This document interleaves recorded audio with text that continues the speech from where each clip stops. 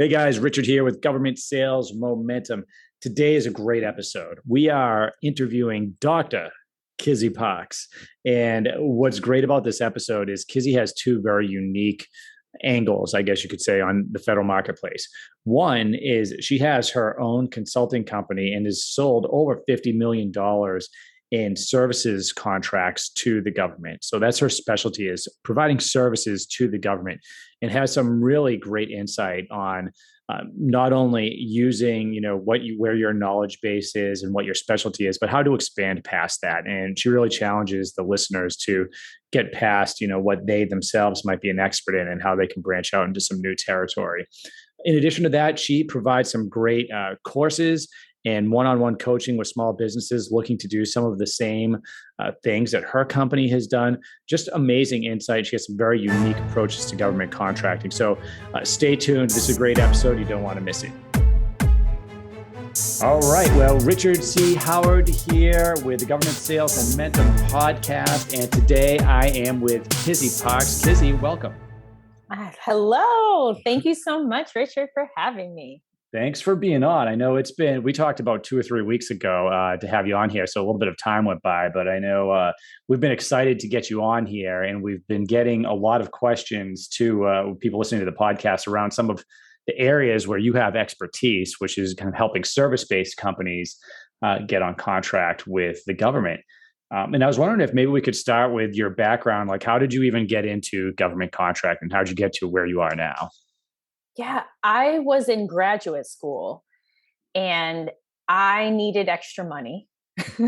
And there was an opening for a graduate research fellow at now Patrick Space Force. And many, many members in my family, my dad, uncles, brothers, aunt, have served in the military, Army, Marines, Navy. And so I thought, oh, well, this is a great way where I can just kind of give through this research opportunity and see what happens. And so while I was there, I was actually offered the opportunity right before I graduated with my PhD to continue as a subcontractor. And I noticed a lot of people were subcontractors and they were pretty much in a typical position. It's just they were in a cubicle, working normal business hours. Is just that maybe they were 1099 or they worked for a prime contractor. And I said out the gate, I was not doing that. I said, I will be a subcontractor as a corporation and I will go on and have other clients. Right. And they said, oh, okay. And so that's what I ended up doing. Oh, fantastic. Yeah. Fantastic. So who were you actually a subcontractor with? Was it a company? Was it with a company that had a government contract then? Yeah, I started to learn this whole doing it easy. So there was a company who had a sizable contract with the Air Force. Gotcha. And so then they ran my subcontract through them. And throughout the years, I was placed on probably 4 different contracts. Oh, wow. Yeah. Yeah. I was always a sub, always on somebody's contract, and went from there. Meanwhile, I grew and pivoted into the private sector also. Right. So, and that's pretty common starting off as a subcontractor. We talk to a lot of companies that are, especially when they're just getting started, sometimes it's a little bit easier to get the experience they need by subcontracting to a bigger company and then going after it. It sounds like for you were just a great match for a business right away. And then you started learning about, the government process and working with the government. What, if I could ask, as you started growing and as a subcontractor and kind of expanding, what about the government work kind of intrigued you? Was there something about it that you really found attractive as compared to maybe, regular B2B or B2C sales or work in those areas? One, it felt very familiar. And it's just so amazing the impression serving in the military has on you and your family, where my dad had served eons ago. Right. But but the way he was and the way he raised me, it was like, oh, this is so familiar. Mm-hmm. So being there was familiar, Right. in a way. So that was one. The other thing was I was so fresh. I had interned at Lockheed Martin. Mm-hmm. I had jobs since I was 15, but I didn't go in with this expectation of like, this is how you should do stuff. Right. Right. I went in there like, oh, this is great. Let me bake you cookies and let me like, I was like, I don't know. Really, I didn't know what I was doing. I really did bake cookies. Like, oh, that's funny. So I did. I was all like, oh, let me be your friend and analyze some data. So I went in there just so excited because Patrick was so open to my skill set.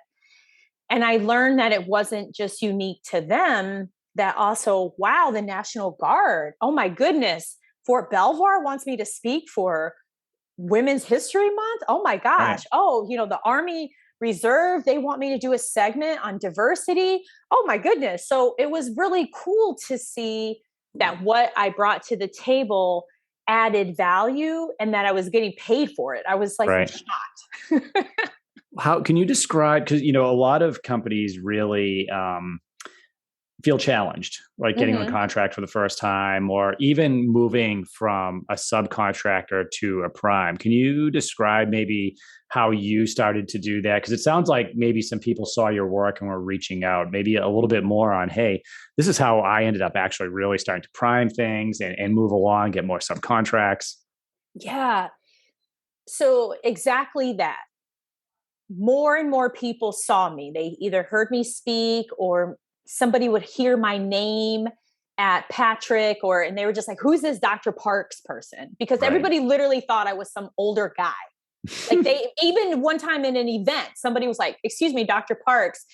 And this gentleman, Dr. McGuire, was like, sorry, that's not me. That's her. Yeah. And so he was like, oh my gosh, I'm so sorry. So there was like this intrigue and then the value add, right? So that was really cool. And so what happened is during this, I literally started contacting everyone under the sun. Different business owners, small business administrations, small business development centers that are here in Florida. Mm-hmm. And somebody said to me, this is great, Kizzy. You're getting speaking gigs. You have the relationship at Patrick. The National Guard likes you. This is great. However, what about ongoing revenue? Mm-hmm. They said the way you have ongoing revenue so you sustain as a business is you need multiple year contracts with full-time or part-time equivalents. Sure. And I was like, what? I had no idea what was meant by that. And so I was like, oh, okay. And so what I ended up doing was right around that time, I had also applied and received the 8A designation for my flagship firm, Kizzy Parks Consulting. Mm-hmm. And so we started to get past performance. I had the subcontract with Patrick. So getting that guidance of having continuous revenue. So that just was in my head. We need continuous revenue. Right. Second was just how to really go about doing that, where to look, where to go. And I knew that the space I was in, which was diversity and inclusion, I love it, but I was like, where am I going to really go with that? Right. I was like, I need to expand. No different. If your whole wheelhouse was safety, there's you're going to reach a ceiling. Absolutely. So I was like, okay, I got to figure something out. So I'd hired a firm that started going through forecasts for different agencies, and they found an opportunity with the USDA for virtual training. And we sent them a capability brief, and they invited me for an in-person interview. This was about 2 years within 2 years of receiving my 8A. So up until then, I was still doing the one-offs. Mm-hmm. I was supplementing revenue through private sector and online teaching. And I was looking to pivot to kind of get outside of DoD diversity and inclusion training. Right. So met with USDA, and actually they're still a client today. Nice. We were awarded a $4 million sole source with them in 2013. Mm-hmm. And from there, it just gave me the confidence to go forward because I picked up 5 people. Mm-hmm. And I was like, oh, okay, now I see what everybody meant, that I have this ongoing revenue. So I worked on growing that contract and bidding others. So for instance, in Miami Garrison, I had picked up a management analyst position. I believe the period of performance was for a year. Mm-hmm. So I picked that up. I then started to partner with everybody under the sun and just try to win any kind of work. And what ultimately ended up happening was I just really started growing within the USDA. So we have, sometimes it's 30 people there from the initial 5. It kind of ebbs and flows. But the advice to take from that is you pivot, you get in, you make their lives easier, and you use that past performance to then bid on other opportunities. So eventually we bid on religious positions. We have work with the FDA. We have 2 joint ventures. And so all of this front end just was little steps to get to where we are now. That's interesting. So, because you are expanding into other areas, right? So now you mentioned you have your PhD, but it sounds like, and I didn't ask you, what is your PhD in? It's in industrial organizational psychology. Okay. It sounds like you have, which is a mouthful, right? Which is a lot of work. But it sounds like you have expanded past the kind of subject matter of that degree, right? So yes, you ended up in the beginning doing some research as a subcontractor, learning a little bit about government sales, getting asked to speak. I'm guessing probably within your original kind of educational focus, right? Or I should say your PhD focus. And then we just expanding on that. And then all of a sudden, hey, you need to start offering services, and you realize, diversity and inclusion isn't going to necessarily get you where you want to be. You get the 8A, and now you start looking at some of these other opportunities, which is interesting because you can hire people that maybe don't have the same specialty that's needed, right? Like maybe something different than what you would offer. Is that kind of how you approach that? Where, hey, I understand what they're looking for. And I certainly understand at this point how to hire people and provide service. Were you going out and finding the people that could then work on those contracts? Yes, we were fortunate that in the beginning with the USDA, we inherited 4. Mm-hmm. I proposed a 5th position and they agreed. Oh, nice. So that was really cool. So we did that with the National Guard. That was actually our very first 8A sole source. And it was for a conference. And because of the network I was involved in, mm-hmm. I was able to successfully bring on probably almost 40 different people for this conference of over 500 people, with speakers and videographer types and mm-hmm. graphic designers. So my background really helped, as well as my networking, because At Patrick, I spent a lot of time there or going to events, kind of representing the client that I had. And so people just started to know me. And so it was really helpful, and it paid off, as well as it was great that we inherited the 5, because then it just gave me an idea of, okay, how does this all work? How do I do payroll? What do I do for a handbook? Mm-hmm. I had no idea. Today, we have a recruiting firm. We have people on the team. We have a whole method that we follow, and we literally fill I've told my team we will fill any position minus we don't fill priest mm-hmm. positions, and we do not provide any kind of sexual assault prevention response. We've done that work way, way, way a long time ago. But those are the 2 areas that I informed the team we're not going to ever get involved in. But other than that, we have a whole wide range of positions, because the thing is, people misperceive. They think, oh, well, I'm really good in HR, so I want to provide HR to the government. And it's like, more than likely, they're looking for a person to be the HR person, either on site or for that agency. They may love the fact that you have the background, but they're not really looking to necessarily hire you. So then you have to be comfortable with, okay, not only do I have to hire someone, this person represents you, your business, every single thing that a government or military person believes about government contractors. is reflected, is coming across through the person that works for your team. Oh, definitely. And that's Absolutely. huge, Yeah. huge. Yeah, no, providing services too. I would say, one of the challenges there is it's I guess it's a challenge and a benefit at the same time, which is, and I can speak to the other side of that, being on the government side, where we would see different contractors come in and they would switch, every 4 or 5 years, depending on when the services contract went up. But when we really love the people on the government side that we're working with, you hate to see them go. And you even mentioned you inherited some people there, right? So, I mean, it's great for the government to be able to continue working with great people.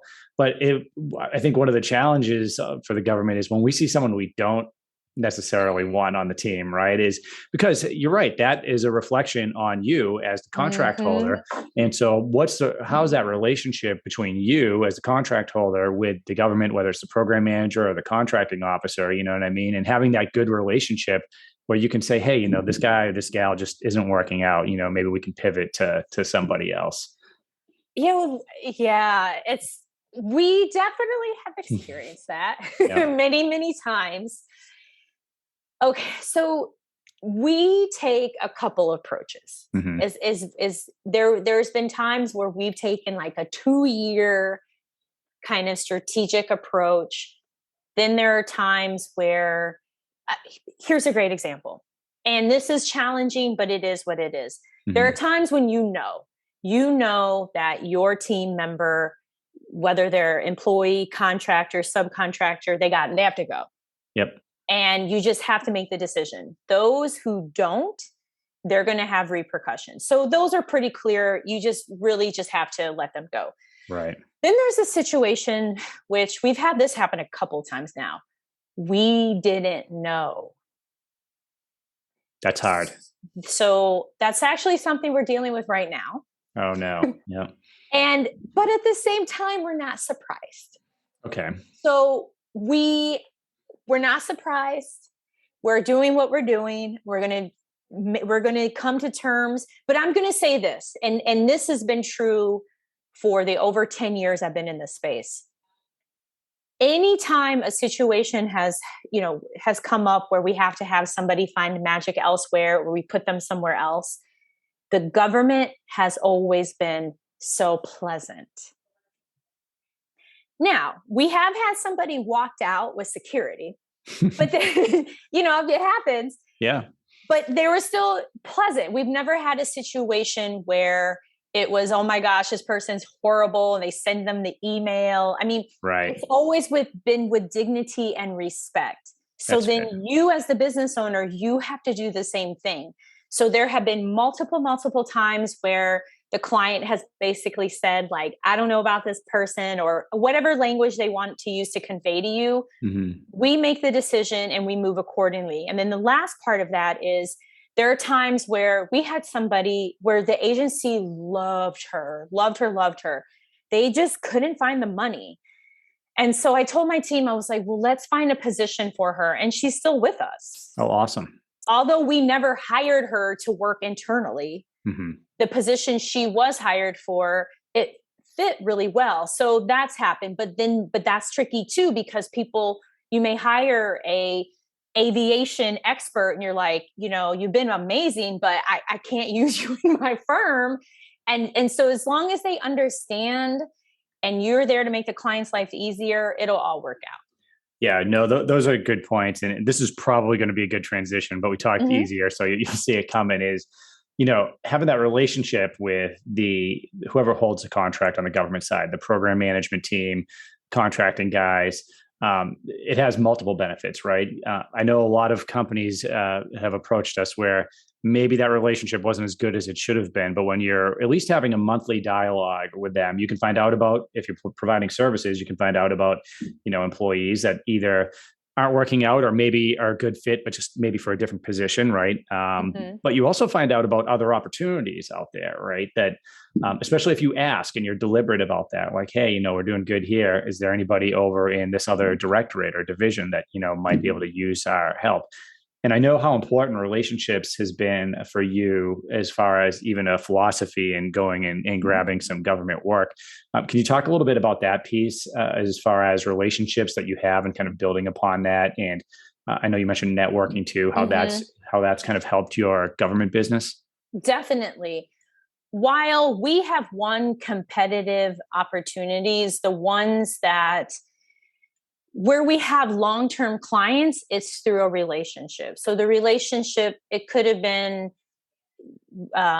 we received a contract with them, but we formed a relationship with them so that they didn't just see us as you're the seventh person to hold this contract. We know we're going to keep the people, but we really don't care who's the contract holder, right? Mm-hmm. So we really worked with them to, as I tell the team, the goal is to get into the family photos. Right. Like that's always the goal.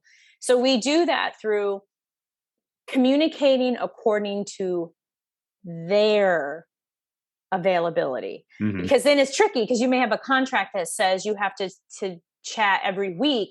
Well, if the person, the core or point of contact is like, yeah, I can't, or let's just do once a week, we're fine with that.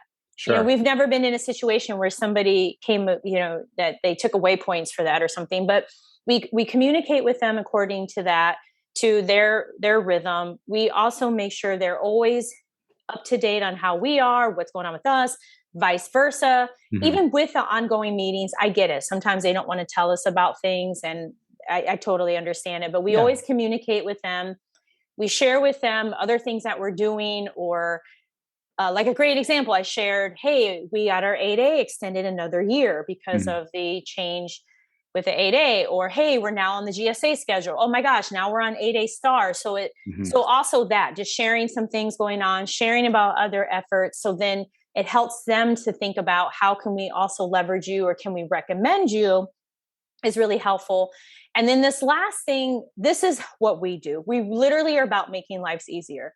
So we're not about nickel and diming a contract, or we're very careful. We're not there to Right. overstep scope. But so for instance, there was an agency that was like, well, can we just use your Zoom account? And so they use our Zoom account all the time. And I mean, at the end of the day, it doesn't matter. If anything, it's like, wow, KPC is so flexible. They allowed us to use their Zoom account. Yeah, no, I mean, you're right. It making their lives easier, just having that relationship. If they can trust you, Mm-hmm. that is huge. And so keeping that dialogue open, I mean, it has so many benefits, right? From finding new opportunities to what we talked about, kind of learning about what's good and bad happening on the contract. Even you start talking about GSA and stars. Category management, right? Yes. We've certainly, and you've probably known a lot of companies that were on contract with a government organization for years, and then that organization decides that they're going to start using NASA Soup or one of the big contract vehicles. And as a company, if you're not asking about that, you can get left in the dust. And there are plenty of companies that all of a sudden their work went away because they weren't on the appropriate contract vehicle. And as you know, it can take a long time to get on the vehicles and align yourself with those. So yeah, I mean, it's so important. I tell everyone it's a relationship game, and it can be, I guess, the challenge for a lot of people is, well, hey, how do I develop a relationship with the government if I didn't start off like Kizzy did, right? Or if I didn't, if I wasn't working for the government like Richard, and I'm just trying to start selling from scratch. I mean, I can't just walk onto the Army base and start knocking on doors to create those relationships. What would your advice be to a company that has a great service that they're providing, has the initiative, but just doesn't really know about how do I start that networking? One is you start with at least one small business rep. Mm-hmm. You get in with one small business rep. Maybe you pick some kind of installation near you, and you attend. If there's an online or in-person event, you attend it, because here's the thing: even if during that event you don't get in with a government person, there may be other people involved in that event, like business owners like myself, or somebody from like IBM or Lockheed Martin. And so what you're wanting to do is have a dialogue with them, continue the dialogue, and make sure it's about them and the value you can add to them. And it's a long-term process. It's not an overnight process unless there's an urgent need that they have.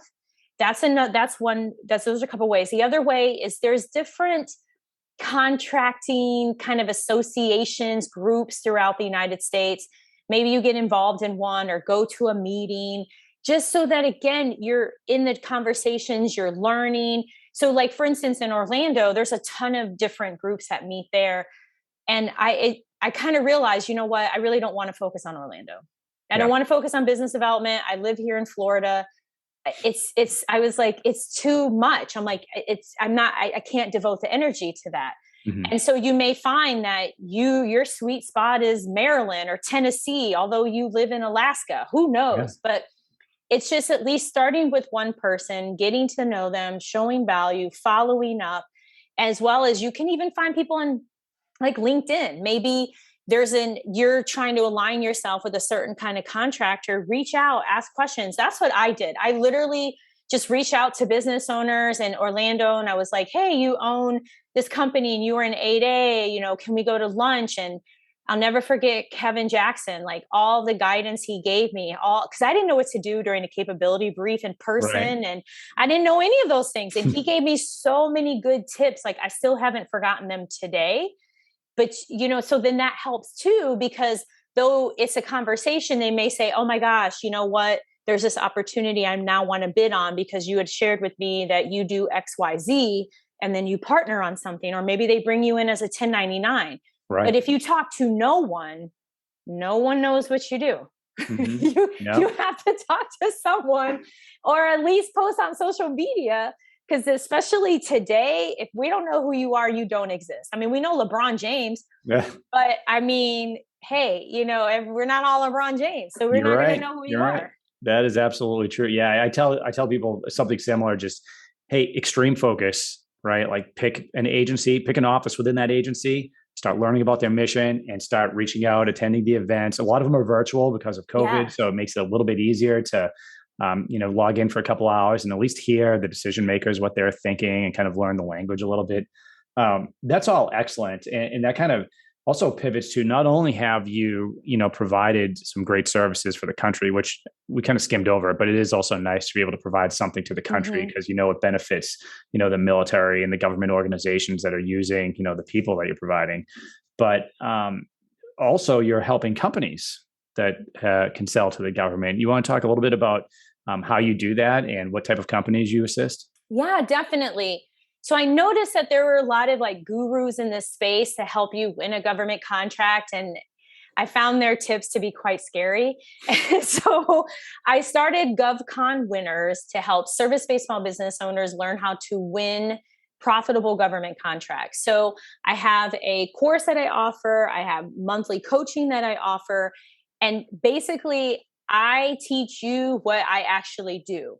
I still, until a few more days, I'm still involved in business development for the main company, Right. and I practice what I preach. The techniques that I use, I mean, I do a bunch of different little quirky things, and Sure. and usually they work. Sometimes they don't. Yeah. But so basically, teach you really what it takes to get a government contract. That's what I do. I also am available to answer questions. I just like to be really helpful in this space because too many people make it seem that you get registered in SAM and all of a sudden money is going to come out of the sky and you're Yeah. going to be on a yacht. And it's nothing in life is that easy. No, no, or you're going to get a GSA contract. And I know about the gurus because there's plenty of people that'll sell you, hey, I'll register you, or hey, I'll get you the GSA contract vehicle. And they spend 6 months getting it, and they think, like you said, money's going to fall from the sky, only to realize, oh, I have this vehicle, but that doesn't mean anything, right? I got to still Right. go out and get all that work and learn how to do it.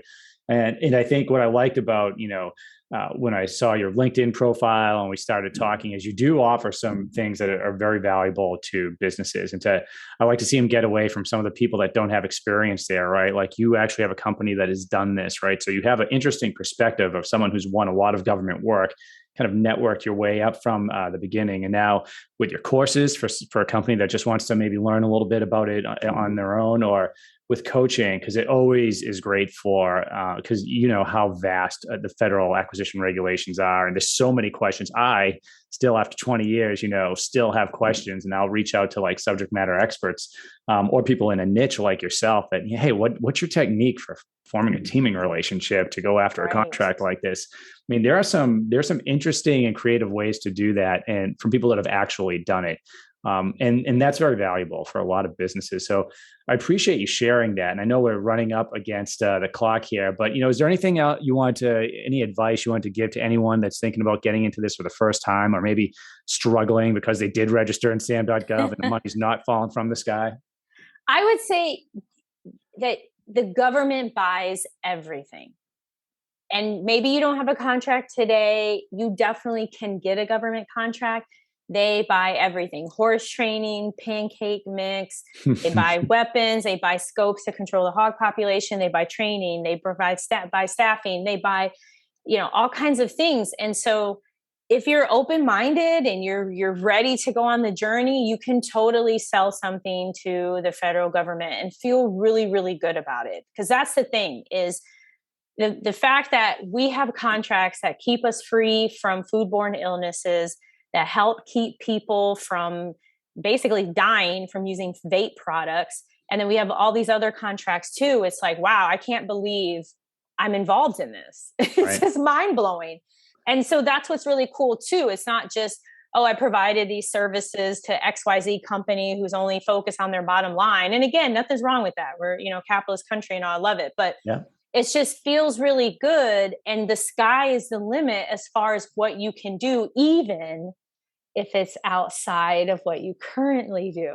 Right. You still can sell pancake mix. If that's what you want to sell, why not? Figure it out. Exactly. Yeah. You don't have to have grown up in the Bisquick family to No, not at all. No, that's awesome. Well, thank you, Kizzy Parks, for being on the Government Sales Momentum podcast. If anyone wants to reach out to you, we're going to leave links in our show notes so they can do that. And again, thanks again for attending. No, thank you. Thank you so much. All right. Take care. Bye-bye.